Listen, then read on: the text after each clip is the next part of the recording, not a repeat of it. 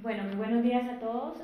Antes que nada quiero agradecerle pues, a todas las personas encargadas de la organización del evento por la invitación. Hoy les traigo el top 10, bueno no es realmente 10, es 7, de los 7 errores más frecuentes. La presentación. Creo que acá sí está bien. Ya no, me queda detrás.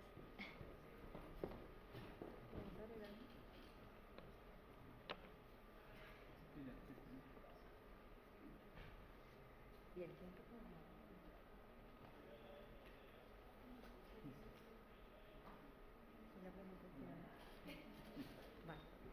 Listo.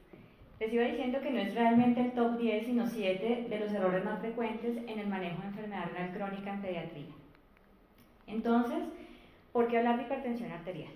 Pues sencillamente porque la gente en el mundo se está muriendo por este problema. Esta es una publicación de la Organización Mundial de la Salud en el año 2016, en la que de 56.4 millones de defunciones reportadas en ese momento, la gran mayoría, como se ve en la gráfica, correspondía a enfermedad coronaria y accidente cerebrovascular. Y definitivamente la hipertensión arterial es uno de los principales factores de riesgo para estas complicaciones. En la misma publicación se establecía que el 40% de los adultos mayores de 25 años son hipertensos, con el agravante de que 1 de cada 3 adultos sufre hipertensión, 1 de cada 3 adultos con hipertensión desconoce su enfermedad y 1 de cada 3 adultos que está tratado por hipertensión no logra mantener su presión arterial por debajo de la meta. En pediatría realmente la situación no es diferente. Como se ve en este estudio, con 798 participantes con un seguimiento a 20 años, los pacientes que eran hipertensos tenían un riesgo 35% mayor de convertirse en adultos hipertensos. Es decir, que un niño hipertenso probablemente es un adulto hipertenso. Y si aplicamos la regla de 1/3 de la Organización Mundial de la Salud, podríamos inferir que más o menos 1/3 o 1 de cada 3 niños hipertensos probablemente será un adulto hipertenso. Sumado a esto, aunque a diferencia de los adultos en los que la hipertensión primaria es una causa de enfermedad renal, en niños esto es exótico, la hipertensión en pediatría es importantísima en términos de progresión de la enfermedad renal. Muchos de los conocimientos que tenemos de enfermedad renal crónica en pediatría son derivados de estudios de 2 cohortes grandes con enfermedad renal crónica en Estados Unidos, NAPROTEX y SECAID. Este, por ejemplo, es un estudio derivado de la cohorte NAPROTEX con 3.834 pacientes, todos de los cuales tenían una filtración por debajo de 75 y se evaluó el tiempo que tardaban esos pacientes en llegar a enfermedad renal terminal con requerimiento de diálisis o que su filtración cayera a más de 10 mililitros por minuto. Y lo que se encontró, como se ve en la gráfica, es que hubo una diferencia importante entre pacientes normotensos e hipertensos a la hora de desarrollar este desenlace, y el análisis de regresión logística mostró que la hipertensión definitivamente es un factor independiente en la progresión a enfermedad renal terminal. Por esta razón, en los últimos años se ha hecho énfasis en publicar guías rigurosas para el manejo de hipertensión arterial en pediatría, y quizás sea este el mayor avance en hipertensión pediátrica en los últimos 10 años. A mi juicio son estas las más importantes. Las 2 primeras son de población pediátrica general, 2016 las europeas, 2017 surgen las de la Academia Americana de Pediatría, y específicamente en población adulta y pediátrica con hipertensión arterial tenemos las guías KDIGO publicadas en el año 2012. Entonces vamos con nuestro top.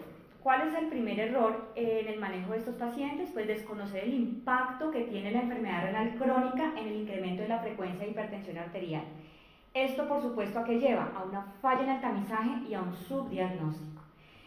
En población pediátrica general, la frecuencia de hipertensión arterial oscila entre un 2.2 a un 5%. En Colombia, fíjense, de acuerdo a un estudio, a 2 estudios publicados hacia el año 2012 en Cali y en Medellín con más de 2.000 pacientes, más o menos la frecuencia se mantuvo en este rango.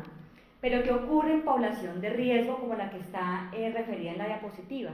Pues la frecuencia aumenta exponencialmente.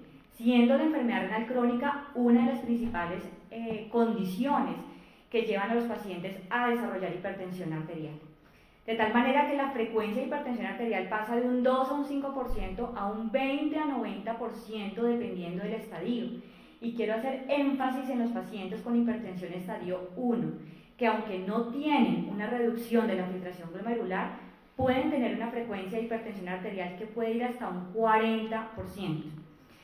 Entonces, teniendo en cuenta que la enfermedad renal crónica en cualquier estadio es un factor de riesgo para hipertensión, la medición de la presión arterial debe hacerse siempre, en cada visita, independientemente de la edad, si tiene más o menos de 3 años, del estadio previo de la presión arterial, y en esta directriz coinciden la mayoría de guías publicadas.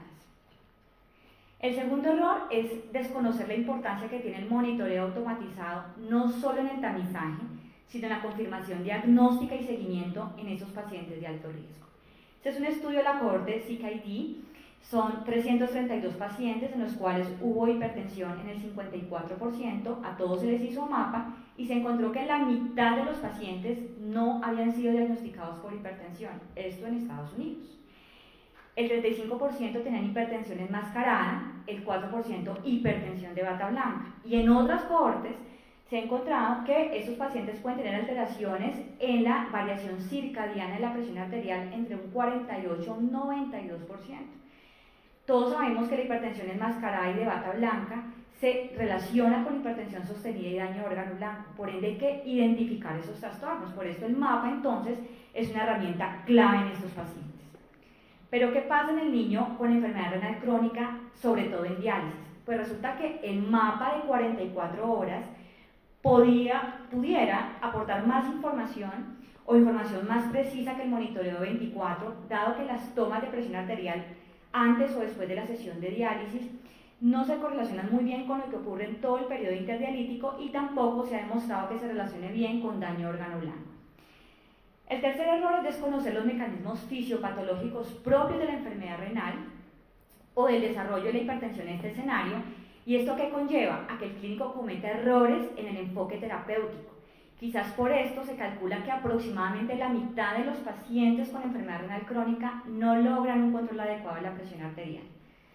Para entender esto hay que partir de la base. Todos aprendimos que la presión arterial es igual al producto del gasto cardíaco por la resistencia vascular sistémica y que cualquier modificación de estas variables por ende conlleva a un cambio en la presión arterial. De cualquier manera, estas variables están reguladas por mecanismos a corto, mediano, largo plazo en los que participan medidores de presión y señales generadas por los mismos.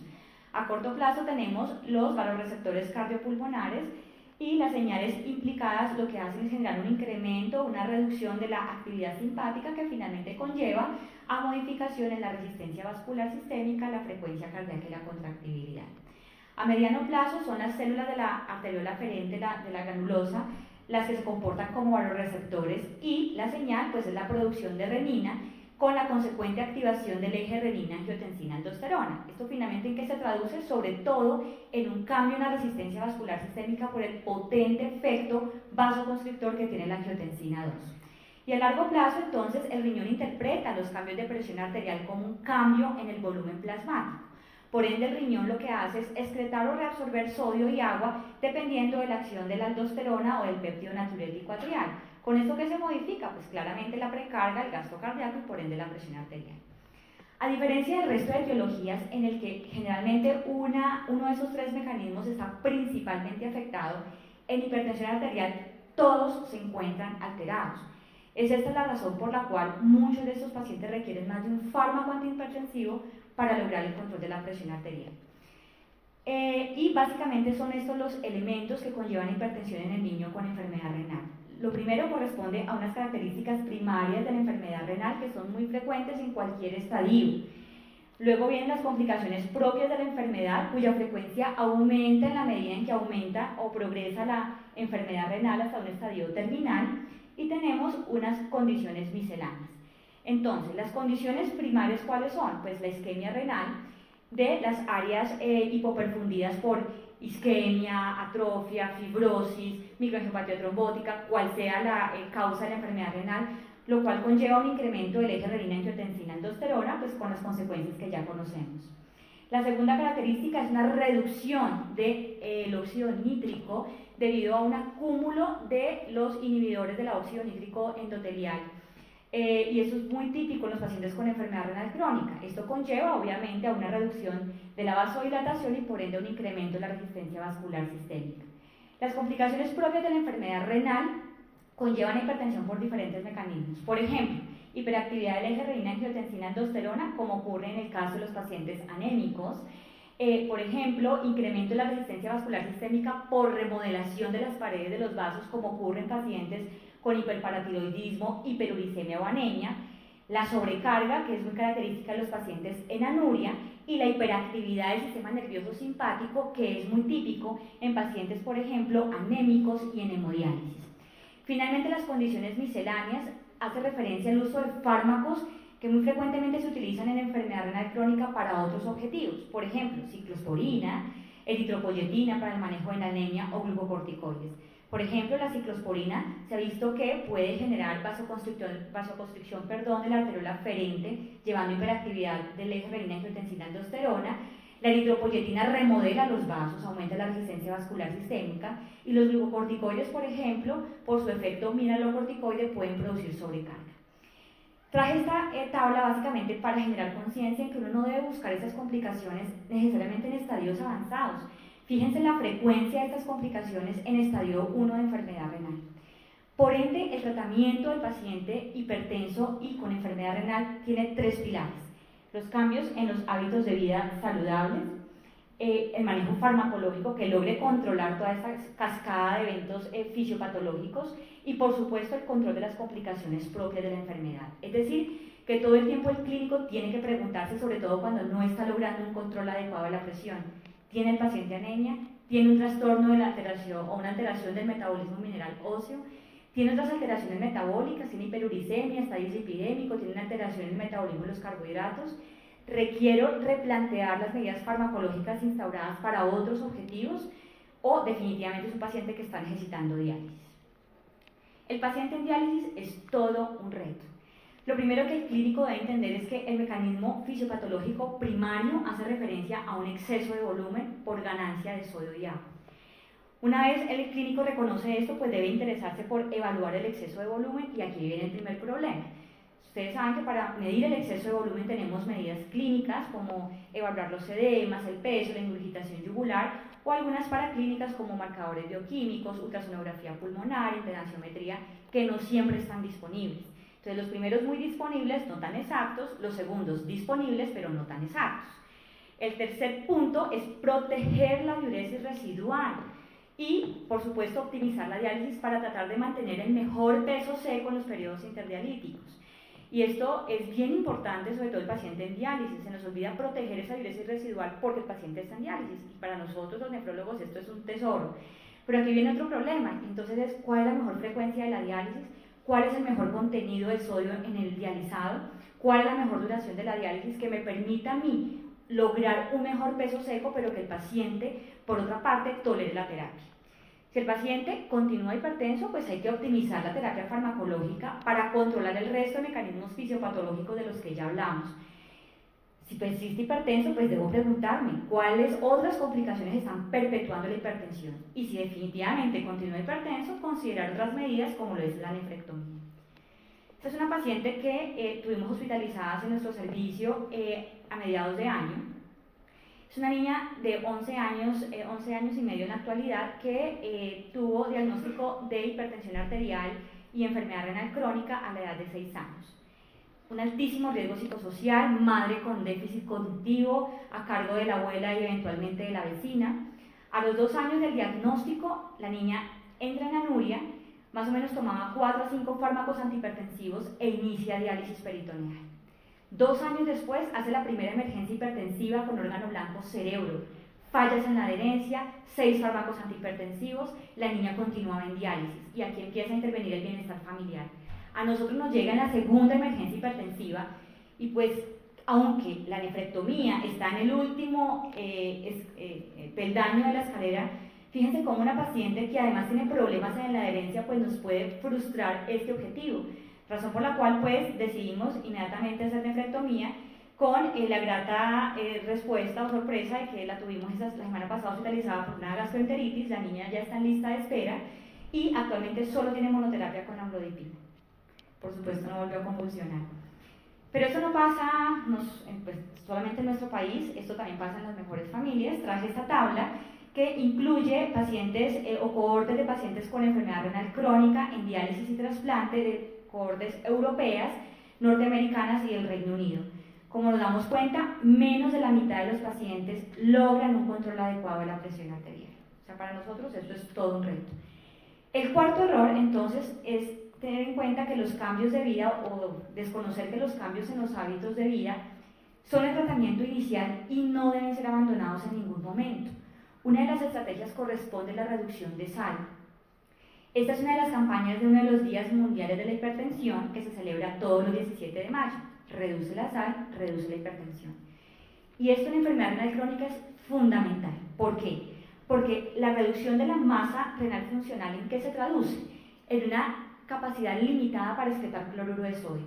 Por otra parte, si se reduce la filtración glomerular, se reduce la carga filtrada de sodio y el sodio disponible a nivel distal para que finalmente pueda ser eliminado.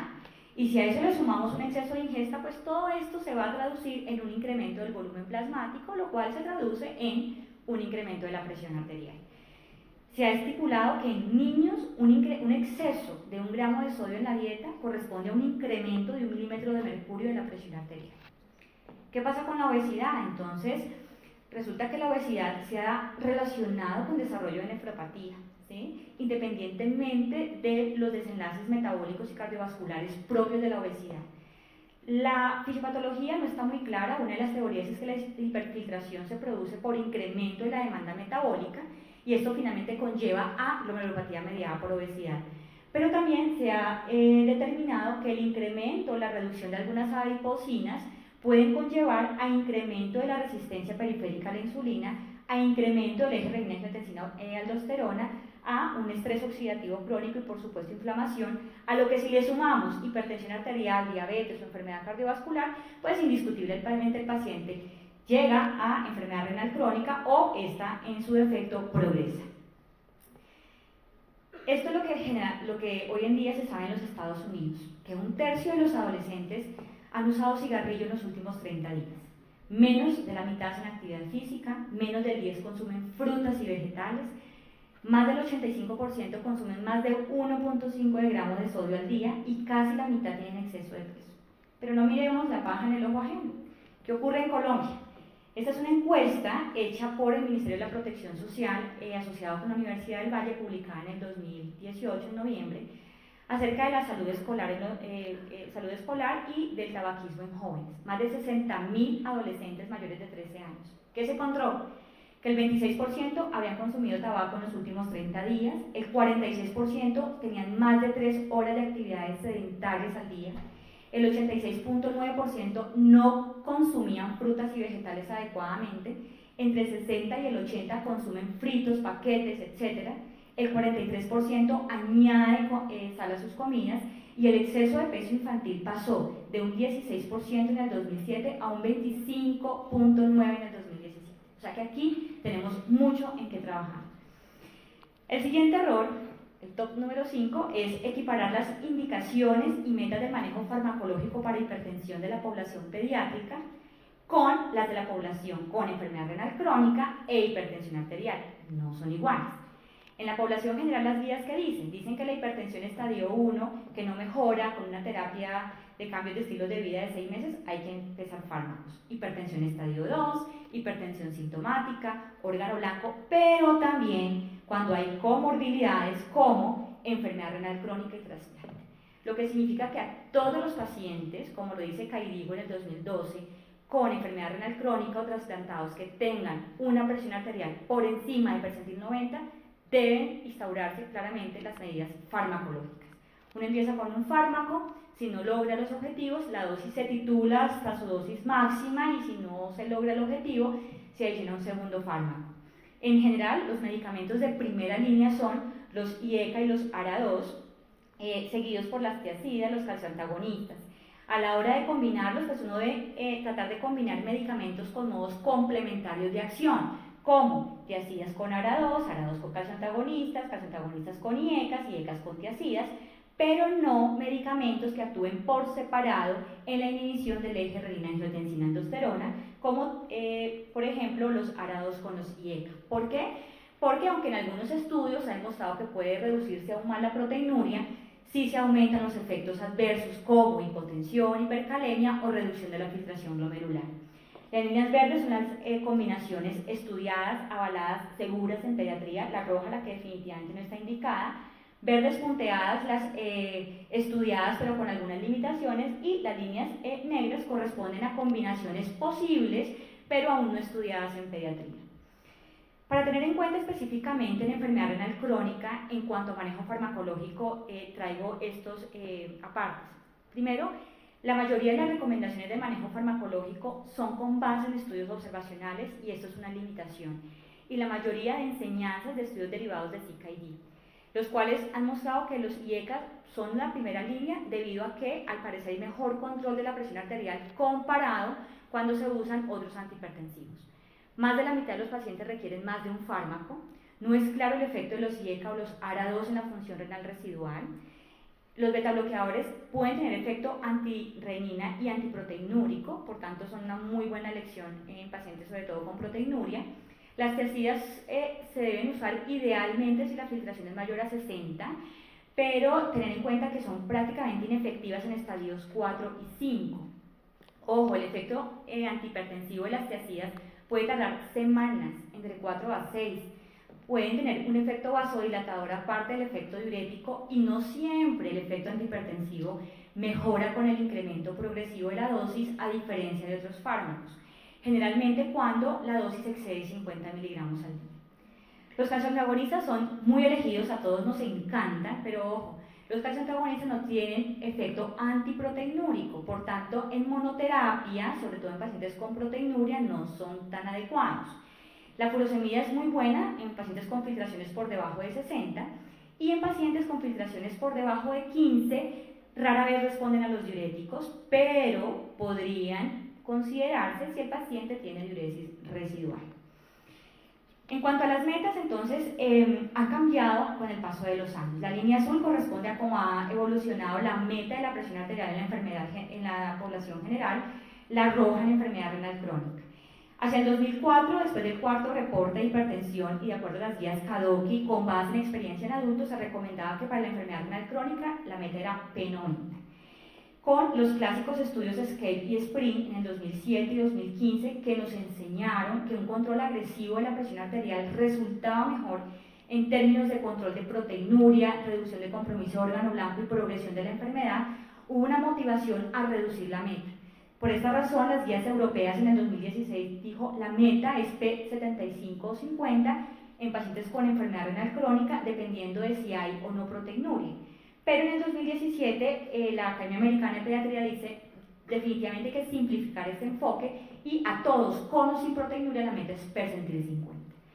Para la población pediátrica general sin enfermedad renal crónica, la meta se mantuvo en P95 hasta el 2017, dado que las guías de la Academia quisieron simplificar el tema y dejaron como meta percentil 90, al igual que ocurría previamente con la enfermedad renal crónica. El sexto error es no hacer las salvedades correspondientes para la población con enfermedad renal crónica en cuanto a la detección de órgano blanco. Entonces, en la población general, las guías que dicen, mire, la hipertrofia ventricular izquierda está presente hasta en el 41% de los pacientes y está demostrado su impacto en los desenlaces cardiovasculares. Por ende, está recomendado siempre de rutina.